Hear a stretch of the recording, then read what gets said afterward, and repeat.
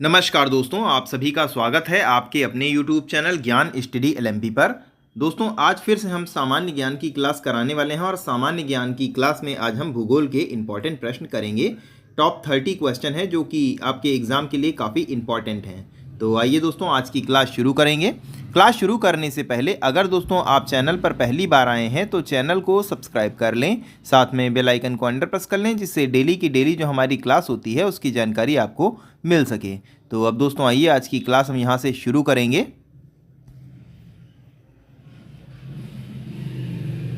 आज की क्लास का हमारा पहला प्रश्न है, निम्नलिखित में से किस नदी को तेल नदी के नाम से जाना जाता है? राइन, नाइजर, टेम्स, अमेजन।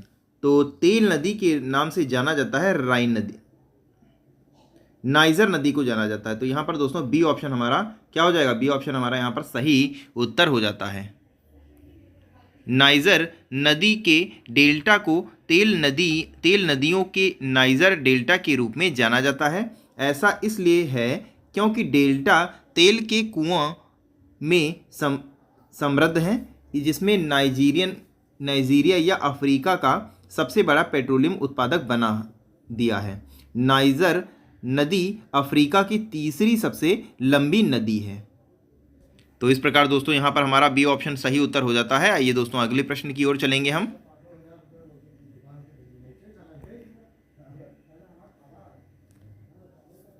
अगला दोस्तों हमारा प्रश्न है, विश्व के कृषि प्रदेशों का वर्गीकरण किसने प्रस्तुत किया था? कुमारी सैम्पुल ने,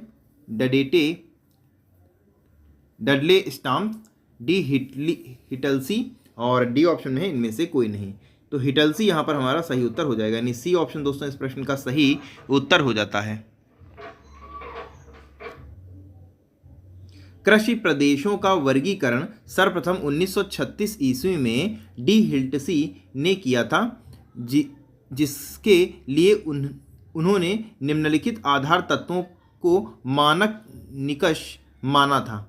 नंबर 1 था कृषि फसलों एवं पशुओं का सहचर्य और कृषि की उत्पादन विधियां। तो इस प्रकार दोस्तों यहाँ पर हमारा सी ऑप्शन सही उत्तर हो जाएगा। अगले प्रश्न की ओर चलेंगे हम। अगला दोस्तों हमारा 3 नंबर का प्रश्न आ जाता है,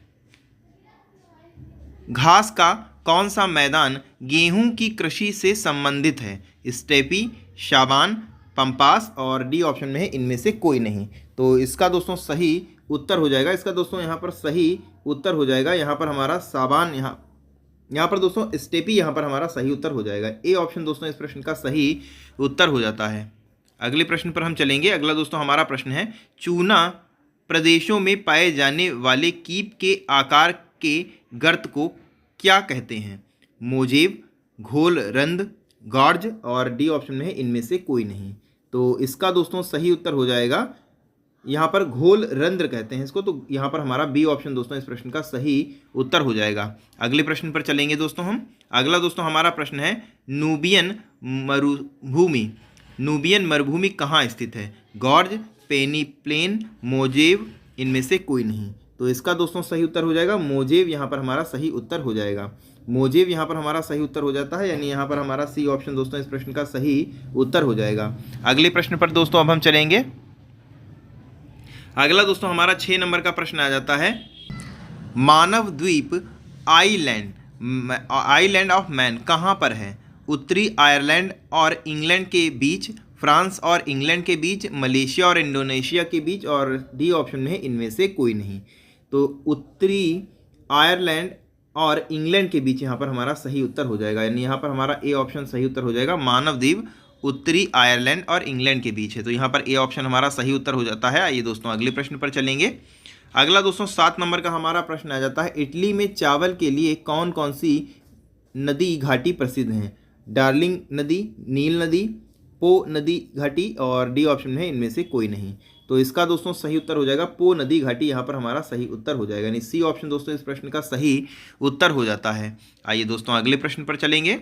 अगला दोस्तों हमारा 8 नंबर का प्रश्न आ जाता है, गेहूं की फसल के लिए आदर्श तापमान कितना होता है? 20 से 27 डिग्री, 15 से 28 डिग्री, 15 से 20 डिग्री और डी ऑप्शन में है इनमें से कोई नहीं। तो इसका दोस्तों सही उत्तर हो जाएगा 15 से 28 डिग्री, यहाँ पर हमारा सही उत्तर हो जाएगा, यानी बी ऑप्शन दोस्तों यहाँ पर हमारा सही उत्तर हो जाता है। अगले प्रश्न पर दोस्तों चलेंगे। अगला दोस्तों हमारा प्रश्न है वनी प्यूनेन का सिद्धांत किस पर आधारित है? मुद्रास्फीति पर, तुलनात्मक घाटे पर, तुलनात्मक लाभ पर, और डी ऑप्शन में है इनमें से कोई नहीं। तो तुलनात्मक लाभ पर वनी प्यूनेन का सिद्धांत आधारित होता है। तो यहाँ पर हमारा सी ऑप्शन दोस्तों इस प्रश्न का सही उत्तर हो जाएगा। आइए दोस्तों अगले प्रश्न पर चलेंगे। अगला दोस्तों 10 नंबर पे के प्रश्न पर अब हम पहुँच चुके हैं। बहते हुए नदी के पानी द्वारा निर्मित आकृति विहीन मैदानों को किस नाम से जाना जाता है? पेनी प्लेन, मोजेब, घोलरंध्र, और डी ऑप्शन में है इनमें से कोई नहीं। तो इसका दोस्तों सही उत्तर हो जाता है पेनी प्लेन। यहाँ पर हमारा सही उत्तर हो जाएगा, यानी यहाँ पर हमारा ए ऑप्शन दोस्तों इस प्रश्न का सही उत्तर हो जाएगा। अगले प्रश्न की ओर हम चलेंगे। अगला दोस्तों हमारा 11 नंबर का प्रश्न आ चुका है। निम्नलिखित में से कौन सा महासागर उत्तर दिशा में एशिया महाद्वीप द्वारा अवरोधित है? प्रशांत महासागर, आर्कटिक महासागर, अटलांटिक महासागर, हिंद महासागर। तो इसका दोस्तों सही उत्तर हो जाएगा हिंद महासागर, इसका सही उत्तर हो जाएगा। डी ऑप्शन दोस्तों यहाँ पर हमारा सही उत्तर हो जाएगा। अगले प्रश्न की ओर हम चलेंगे। अगला दोस्तों हमारा प्रश्न है अपर्दन के किस कारक द्वारा यूजेन का निर्माण होता है? वनस्पति द्वारा, जल से, पवन द्वारा, इनमें से कोई नहीं। तो इसका दोस्तों सही उत्तर हो जाएगा, इसका दोस्तों सी ऑप्शन सही उत्तर हो जाएगा, पवन द्वारा। तो यहाँ पर हमारा सी ऑप्शन दोस्तों इस प्रश्न का सही उत्तर हो जाएगा। अगले प्रश्न पर चलेंगे। अगला दोस्तों हमारा 13 नंबर का प्रश्न आ चुका है। संसार का सबसे बड़ा मरुस्थल कौन सा है? गोबी, थार, सहारा, इनमें से कोई नहीं। तो ये सहारा दोस्तों इसमें सही उत्तर हो जाएगा। संसार का सबसे बड़ा मरुस्थल सहारा का मरुस्थल है, तो सी ऑप्शन यहाँ पर हमारा सही उत्तर हो जाएगा। अगले प्रश्न की ओर चलेंगे। अगला दोस्तों हमारा 14 नंबर का प्रश्न आ चुका है। संसार की सबसे लंबी नदी कौन सी है? गंगा, अमेजन, सिंधु, नील। तो इसमें दोस्तों संसार की सबसे लंबी नदी की बात की गई है, तो नील नदी यहाँ पर हमारा सही उत्तर हो जाएगा। डी ऑप्शन दोस्तों इस प्रश्न का सही उत्तर हो जाएगा। अगले प्रश्न पर दोस्तों हम चलेंगे। अगला दोस्तों हमारा प्रश्न है सवाना चारागाह कहाँ पाए जाते हैं? ऑस्ट्रेलिया, अफ्रीका, पूर्वी एशिया, इनमें से कोई नहीं। तो इसका दोस्तों सही उत्तर हो जाएगा सवाना चारागाह अफ्रीका में पाए जाते हैं। तो यहाँ पर दोस्तों हमारा बी ऑप्शन सही उत्तर हो जाएगा। बी ऑप्शन सही उत्तर हो जाएगा। अगले प्रश्न पर दोस्तों चलेंगे। अगला दोस्तों हमारा 16 नंबर का प्रश्न आ चुका है। नील नदी के डेल्टा क्षेत्र में सर्दी के मौसम में कौन सी फसल उगाई जाती है? सोयाबीन, चावल, गेहूं, और डी ऑप्शन में है इनमें से कोई नहीं। तो इसका दोस्तों सही उत्तर हो जाएगा गेहूं, यहाँ पर सही उत्तर हो जाएगा, यानी सी ऑप्शन दोस्तों हमारा सही उत्तर हो जाएगा। नील नदी के डेल्टा क्षेत्र में सर्दी के मौसम में गेहूं की फसल उगाई जाती है, तो सी ऑप्शन दोस्तों सही उत्तर हो जाता है। अगला दोस्तों हमारा प्रश्न आ चुका है। विश्व का सबसे बड़ा महासागर है? कौन सा सबसे बड़ा महासागर है? आर्कटिक महासागर, हिंद महासागर, अटलांटिक महासागर, प्रशांत महासागर। तो विश्व का सबसे बड़ा सागर की बात की जाए तो प्रशांत महासागर यहाँ पर सही उत्तर हो जाएगा, यानी यहाँ पर हमारा डी ऑप्शन दोस्तों सही उत्तर हो जाएगा। डी ऑप्शन इस प्रश्न का सही उत्तर हो जाएगा। अगले प्रश्न पर चलेंगे। अगला दोस्तों हमारा प्रश्न है गोबी मरुस्थल कहाँ स्थित है? रूस, अमेरिका, ऑस्ट्रेलिया, मंगोलिया। तो गोबी मरुस्थल ये दोस्तों स्थित है मंगोलिया में। तो यहाँ पर हमारा डी ऑप्शन दोस्तों सही उत्तर हो जाएगा। डी ऑप्शन दोस्तों इस प्रश्न का सही उत्तर हो जाएगा। अगले प्रश्न की ओर चलेंगे। अगला दोस्तों हमारा 19 नंबर के प्रश्न पर हम पहुँच चुके हैं। 19 नंबर का हमारा प्रश्न है वी के आकार की आकृति कौन बनाता है? पंपास, ज्वालामुखी, नदी, और डी ऑप्शन में इनमें से कोई नहीं। तो ये वी के आकार की आकृतियाँ बनाती हैं नदियाँ बनाती हैं, तो यहाँ पर सी ऑप्शन हमारा सही उत्तर हो जाएगा। अगले प्रश्न की ओर चलेंगे। अगला दोस्तों हमारा प्रश्न है धान की खेती के लिए कौन सी मिट्टी सबसे उपयुक्त है? चिकनी मिट्टी, लाल मिट्टी, काली मिट्टी, और डी ऑप्शन में है इनमें से कोई नहीं। तो धान की खेती के लिए सबसे उपयुक्त होती है चिकनी मिट्टी, तो यहाँ पर हमारा ए ऑप्शन दोस्तों सही उत्तर हो जाएगा। अगले प्रश्न की ओर दोस्तों हम चलेंगे। अगला दोस्तों हमारा प्रश्न है खनिज भंडार की सांद्रता का उच्चतम स्तर पाया जाता है? कहाँ पाया जाता है? उत्तर पश्चिम क्षेत्र में, उत्तर पूर्वी क्षेत्र में, दक्षिण क्षेत्र में, और डी ऑप्शन में है इनमें से कोई नहीं। तो खनिज भंडार की सांद्रता का उच्चतम स्तर पाया जाता है उत्तर पूर्वी क्षेत्र में, तो यहाँ पर दोस्तों हमारा बी ऑप्शन दोस्तों सही उत्तर हो जाएगा। बी ऑप्शन दोस्तों यहाँ पर हमारा सही उत्तर हो जाता है। अगले प्रश्न पर चलेंगे। अगला दोस्तों हमारा प्रश्न आ जाता है 22 नंबर का हमारा प्रश्न है किस फसल को जल भराव की आवश्यकता होती है? चावल, कपास, सोयाबीन, और डी ऑप्शन में है इनमें से कोई नहीं। तो सबसे ज़्यादा पानी की यानी कि जल भराव की आवश्यकता चावल यानी धान की खेती को होती है। तो यहाँ पर हमारा ए ऑप्शन दोस्तों सही उत्तर हो जाएगा। ए ऑप्शन दोस्तों सही हो जाएगा। अगले प्रश्न पर हम चलेंगे। अगला दोस्तों हमारा 23 नंबर का प्रश्न आ चुका है। 23 नंबर का हमारा प्रश्न है, उत्तरी गोलार्ध संसार का कितने प्रतिशत गेहूं उगाता है? 72%, 67%, 90% और डी ऑप्शन में है इनमें से कोई नहीं। तो उत्तरी गोलार्ध संसार का 90% गेहूं उगाता है। तो यहाँ पर हमारा दोस्तों सी ऑप्शन सही उत्तर हो जाएगा। यहाँ पर हमारा सी ऑप्शन सही उत्तर हो जाएगा। अगले प्रश्न पर दोस्तों फिर से हम चलेंगे। अगला दोस्तों हमारा प्रश्न आ जाता है 24 नंबर का हमारा प्रश्न है, समुद्र तल से ऊपर विश्व की सबसे बड़ी पर्वत श्रृंखला कौन सी है? एंडीज पर्वत, हिमालय पर्वत, आल्प्स और डी ऑप्शन में है इनमें से कोई नहीं। तो सबसे बड़ी श्रृंखला हिमालय की होती है। तो यहाँ पर बी ऑप्शन हमारा सही उत्तर हो जाएगा।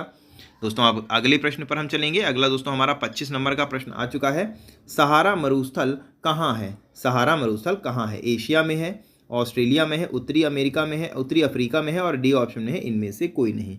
तो इसका दोस्तों सही उत्तर हो जाएगा उत्तरी अफ्रीका। यहाँ पर हमारा सही उत्तर हो जाएगा। सहारा मरुस्थल उत्तरी अफ्रीका में है। तो सी ऑप्शन दोस्तों इस प्रश्न का सही उत्तर हो जाएगा।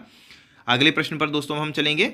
अगला दोस्तों हमारा 26 नंबर का प्रश्न आ चुका है। 26 नंबर का हमारा प्रश्न है, सिंधु नदी द्वारा कौन सा दर्रा बनाया गया है? बुर्जिल दर्रा, बारालाचा दर्रा, रोहतास दर्रा, बनिहाल दर्रा। तो इसका दोस्तों सही उत्तर हो जाएगा। इसका यहाँ पर बनिहाल दर्रा सही उत्तर हो जाएगा।